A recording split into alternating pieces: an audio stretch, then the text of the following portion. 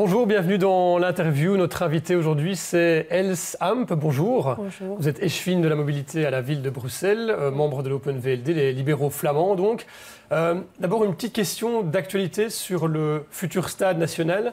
La presse flamande affirme ce matin que la ville de Bruxelles paierait 4 millions d'euros par an pour compenser le fait que le loyer demandé par Ghelamco serait trop cher pour le Sporting d'Anderlecht. Est-ce que vous pouvez nous confirmer cette information? En fait, c'est monsieur le bourgmestre et monsieur Courtois qui s'en occupent du dossier et je pense qu'ils vont vite informer la presse. Mais le dossier est en cours, il faut maintenant attendre des nouvelles. Oui, une conférence de presse prévue demain samedi. Vous n'en avez pas discuté en collège à la ville de Bruxelles? Mais je ne vais pas vous raconter de ce qui se passe au collège parce que c'est une réunion qui n'est pas ouverte. Mais je pense que le bourgmestre et aussi M. Courtois, ils vont vous informer très vite. Alors vous auriez toutes les infos. S'il y a une conférence de presse prévue demain, c'est quand même qu'il y a un accord. Est-ce que vous pouvez juste peut-être nous dire que l'accord porte sur la présence du Sporting d'Anderlecht dans le stade? Je comprends que vous essayez de me poser des questions là-dessus, mais je ne vais pas répondre aujourd'hui. Et est-ce que vous pouvez nous dire, comme ça a été déjà dit précédemment d'ailleurs, que la ville ne mettra pas 1 euro d'argent public pour ce stade ou pour assurer la présence du Sporting d'Anderlecht dans le stade? Vous allez voir demain. Donc on n'aura pas plus d'informations. Un petit peu de patience et vous auriez toutes les réponses. Et donc vous ne pouvez pas nous répéter qu'il n'y aura pas 1 euro d'argent public dans le stade? Aujourd'hui, je ne vais pas vous répondre aux questions concernant le stade. D'accord. On va donc parler du piétonnier. Els Amp, c'est dans 10 jours maintenant la phase test qui commence sur les grands boulevards. Ouais. Est-ce que vous êtes stressé? Quand même un petit peu. C'est un grand projet pour tout le collège. C'est un projet fédérateur. Tout le monde a travaillé. Le bourgmestre a annoncé il y a un an qu'on allait aller très vite. C'est ce qu'on a fait et tout le monde a vraiment fait l'effort pour le début, 29 juin. La date où le piétonnier va se mettre en œuvre et le plan de circulation qui va avec va être mis en place. Vous avez des inquiétudes quant à cette mise en place? Toujours au début, c'est difficile. Ça, on a aussi vu quand on change même une petite rue dans un quartier, quand on change une petite rue de sens de circulation, déjà, ça provoque des réactions. C'est ça qui vous fait le plus peur? C'est la mobilité, les bouchons que ça va engendrer? Non, c'est surtout une question de changement d'habitude. Parce que parfois, quand on change une rue de sens de circulation, même quand après c'est mieux et ça fonctionne mieux, tout au début, les habitants qui ont leurs habitudes qui doivent être changées, pour eux, c'est difficile. Et alors, c'est ça qui m'inquiète un petit peu, qu'au début, ça va être difficile pour tout le monde, même pour moi. Vous aviez dit ici dans ce studio que ça allait être le chaos, hein, c'était votre mot. Vous maintenez, vous pensez que ça va être le chaos le 29 juin? Au début, ça sera difficile. Et même pour les gens qui prennent le bus aussi, les itinéraires changent. Alors, il faut trouver de nouveau son chemin. Mais en long terme, c'est un projet qui est très important pour la ville. On va booster en fait la ville comme cœur de notre pays. On ne peut pas accepter que notre capitale n'est plus fréquentée comme lieu de détente, lieu de shopping de tous les Belges. Les Belges doivent de nouveau redécouvrir le centre-ville. Alors vous l'avez dit, hein, c'est une grande fierté pour la ville de Bruxelles, mais est-ce qu'il n'y a pas une volonté aussi de passer trop vite, trop fort, sans se concerter avec les habitants, avec les opposants au projet? Nous avons eu plus de 150 réunions avec les habitants, avec les entreprises, avec les opposants, avec des organisations, des comités et tout. On a aussi tenu compte de certaines remarques parce qu'il y a une période de 1 an entre l'annonce et le mise en œuvre aujourd'hui, et 2 ans et demi entre l'instauration de nouvelles majorités et le 29 juin. Alors on a eu 2 ans et demi de discuter, et même avant, ce piétonnier n'est pas neuf. Hein, l'idée on a assez concerté, il faut y aller. Depuis longtemps, de nombreuses législatures, les gens ont demandé de faire quelque chose, et à un certain moment, il faut oser, on peut discuter pour des années et des années, mais à un certain moment, il faut aussi décider. Est-ce qu'il y a eu assez d'études aussi d'incidence, notamment sur les conséquences sur le trafic que ça va avoir autour du piétonnier, sur la nécessité ou pas de construire des parkings? Est-ce qu'il y a eu assez d'études?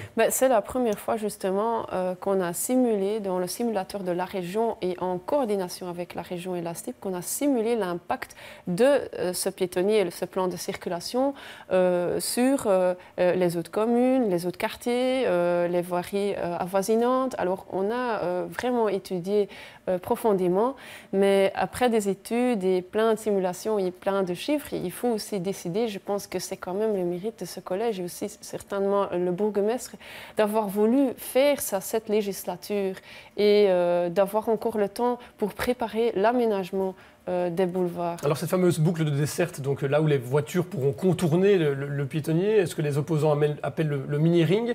Est-ce que, bon, vous avez dit ça va être un peu le chaos, en tout cas ça va être un peu les bouchons au début sur cette boucle de desserte. Est-ce qu'il ne fallait pas réserver une bande spéciale pour les bus? Est-ce que les bus de la STIB ne vont pas se retrouver eux aussi coincés dans les embouteillages dès le lundi 29 juin? Nous avons choisi, par exemple, pour la rue d'Artevelde et aussi rue de Poissonnier, c'est le prolongement de rue de Laken, de faire une rue très locale avec une bande de circulation sens unique, tous dans le même sens, et des pistes cyclables de deux côtés. Alors justement, quand on avait prévu deux bandes, il y avait la critique, oui, deux bandes, ça fait trop mini-ring. Maintenant, on a une bande, il y a des pistes cyclables des deux côtés. Moi, j'invite les gens à chercher une autre rue qui a ça. Il y en a plein à Bruxelles. Alors, est-ce que toutes les rues qui ont une bande et des pistes cyclables des deux côtés, ce sont des mini-rings? Moi, je ne le pense pas. Est-ce que les bus ne vont pas se retrouver coincés dans la circulation là? Mais nous avons toujours dit qu'il faut améliorer la vitesse commerciale des bus. Et actuellement, la vitesse commerciale est à 11 km/h. Et elle ne va pas être ralentie à cause du piétonnier? C'est très bas. Hein. Il faut encore veiller à ce que la situation simulée correspond à la réalité. C'est pour ça qu'on a prévu une phase test pendant 8 mois. Et pendant les 8 mois, on aura le temps d'évaluer. Mais c'est important de ne pas évaluer trop tôt et de prendre vraiment le temps pour voir comment les habitudes changent, comment les gens vivent le nouveau piétonnier. Et voilà, il faut aussi un petit peu de temps pour bien réfléchir. Alors on l'a vu dans le journal, il y a un problème avec un arrêt de bus qui doit être installé devant le Parlement bruxellois. Est-ce que cet arrêt de bus est maintenu? En fait, ce qui est très important aujourd'hui, c'est vrai que la STIB, la ville et la région, nous avons coordonné le piétonnier et le plan de circulation et aussi les nouveaux itinéraires. Les députés bruxellois ne veulent pas d'arrêt de bus devant le Parlement. Mais c'est au Parlement de s'exprimer. Moi, je ne vais pas m'exprimer à la place du président du Parlement. Mais je pense qu'à un certain moment, le choix a été fait. Il y a des pour et des contre. On peut bien sûr écouter et essayer de trouver une meilleure solution. Moi, je pense que s'il y a des critiques, il faut écouter. Il y a un plan B pour cet arrêt de bus? C'est pour ça qu'on a aussi une période de phase test pour voir ce que provoque des problèmes. Est-ce qu'il y a un plan B pour cet arrêt de bus devant le Parlement bruxellois? En fait, il y avait pendant un an, nous avons étudié plein de possibilités. Il y avait plus de 15 ou 10 possibles endroits. Pour ce terminus, s'il faut chercher une solution, on pourra toujours trouver une solution. Hein. Dans la vie, il faut trouver des solutions. Alors, sur ces boulevards du centre qui vont devenir piétonniers, il y aura des activités culturelles, sportives pendant l'été. Est-ce que la volonté de la ville, c'est aussi à terme de rassembler tous les grands événements sur ces boulevards? On pense notamment, il y a eu le feu d'artifice cette année-ci, on pense notamment à Plaisir d'hiver. Est-ce que Plaisir d'hiver va être un petit peu décalé vers le piétonnier pour le mettre en valeur? Ce que mes collègues Karine Lalieu et Alain Courtois ont prévu, c'est plutôt des activités culturelles et sportives à taille humaine. Et par exemple, pour vous montrer un exemple, en septembre, tous les vendredis, Madame Lalieu, elle a prévu une collaboration avec la Monnaie. Il y aura de l'opéra en plein air sur les boulevards. Ça, c'est quand même un projet magnifique. Et je pense que c'est aussi l'occasion de redécouvrir ces boulevards qui maintenant sont utilisés par des naveteurs. On va les embellir quand même, les boulevards. Ils ne sont pas très beaux pour l'instant. Oui, par exemple, la place de Brouckère, c'est pas très joli. Qu'est-ce qu'on va faire? On va rénover les façades? Oui, M. Commans, il a prévu un budget pour la rénovation des façades des boulevards et il y a le projet de réaménagement du bourgmestre, réaménagement des boulevards et je pense que ça ne peut... comme aujourd'hui, ça ne peut pas rester. Ça va de toute façon être beaucoup mieux qu'aujourd'hui, avec beaucoup plus de verdorisation. C'est un atout pour les Bruxellois qu'on va avoir un centre-ville, un cœur piéton qu'on peut redécouvrir, où on peut vraiment regarder les façades. Parce que quand vous êtes dans votre voiture et vous traversez, il y a 40% des gens qui sont là, traversent, vous ne voyez rien du tout. Alors, encore une petite question sur le piétonnier. Vous aviez parlé d'un petit train électrique pour transporter les personnes âgées. Il en est où ce projet? Vous n'avez toujours pas trouvé d'opérateur privé pour payer le train? J'ai déjà lancé ça plusieurs fois, mais on voudrait bien un train qui ne coûte rien. Alors, on n'a pas encore trouvé de prestataire. Vous avez demandé à la STIP, par exemple? Oui, ben, on va voir. Hein. Peut-être que ça sera autre chose. Je ne pense pas qu'on peut tout lancer au même moment non plus. Déjà, aujourd'hui, c'est une opération logistique très, très importante avec plus de 1000 panneaux de signalisation qui doivent changer, plus de 20 trucs qui changent de sens de circulation, le marquage. Il y a plein d'endroits où on est en train de préparer le piétonnier pour le 29 juin. Faire tout en même temps, ça sera très difficile. Alors, on va un peu parler aussi de la prison, le projet de méga prison à Arun. C'est aussi un projet dans lequel la ville est impliquée, puisque c'est sur le territoire de la ville de Bruxelles. C'est quoi finalement la position de la ville par rapport à ce méga projet? On ne comprend plus très bien. C'est oui, non, oui, mais c'est quoi la position de la ville? La ville a très peur que ça peut engendrer des problèmes de mobilité, le transportement des détenus. Il y a quand même plein de questions qui peuvent être posées, et je pense qu'il est normal que la ville s'inquiète, et comme les riverains de Arun s'inquiètent aussi. Il est normal de dire, voilà, on doit avoir des garanties au niveau de la mobilité, l'implantation, la verdurisation. C'est ça, en commission de concertation, la ville a dit oui, mais avec des conditions oui, et ce qui est vécu mobilité. aussi par beaucoup d'Arnois, c'est qu'à chaque fois, on leur implante quelque chose, et de nouveau, c'est un grand projet.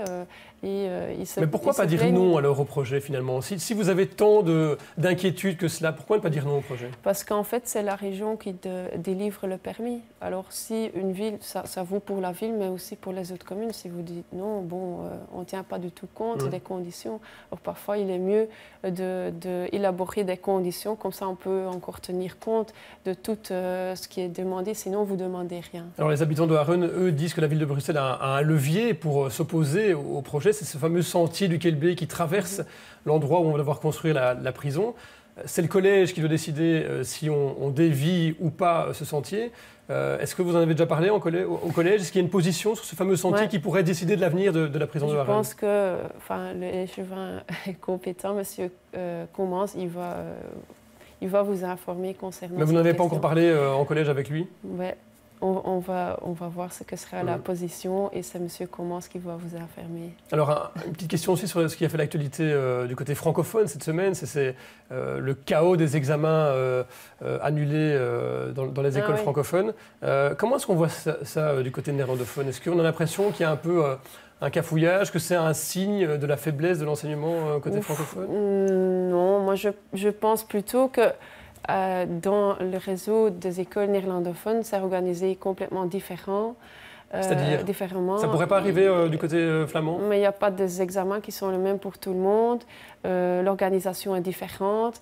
C'est très difficile de juger quelque chose qui est différent. Alors on le voit un peu de l'extérieur. Et moi je trouve que c'est toujours facile de juger, mais ce n'est pas toujours facile de gérer. Alors il faut maintenant attendre. Ça se passerait du côté néerlandophone. Le ou la ministre compétent devrait rendre des comptes, voire démissionner? On ne peut jamais dire non. Hein. Allez, je ne pense pas qu'on doit en faire une question communautaire. Eh bien, chez les néerlandophones et bien chez les francophones, il y a des bêtises qui se font. Hein. Il y a des erreurs, des fautes. Ça existe partout, dans tous les partis politiques et toutes les communautés. Et moi, je ne pense pas qu'il faut en faire une question communautaire. Je pense qu'il faut attendre l'enquête et voir ce que ça emmène. Merci Elsamp d'avoir été l'invité de l'interview. Ne manquez pas les experts demain avec deux autres invités, l'EMR Gaëtan van Guatsenhoven et la CDH Julie de Groot.